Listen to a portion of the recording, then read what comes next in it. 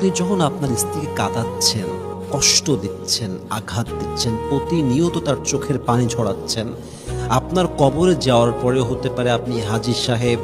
হতে পারে আপনার অনেক নামাজি, আপনি হতে পারে আপনি অনেক চরিত্রবান মানুষ, হতে পারে সমাজের চোখে আপনি অনেক ভালো মানুষ, কিন্তু কবরে যাওয়ার পরে মাথায় রাখবেন সব গুনাহ মাফ হয়ে যাবে। কিন্তু আপনি যে আপনার স্ত্রী কষ্ট দিয়েছেন,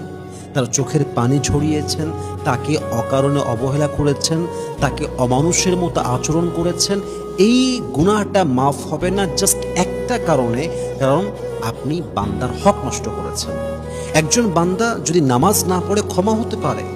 একজন বান্দা রোজা রাখে নাই, ক্ষমা, ইট কুড বি ফরগিভেন, ক্ষমা হতে পারে, কারণ এটা আল্লাহর হক।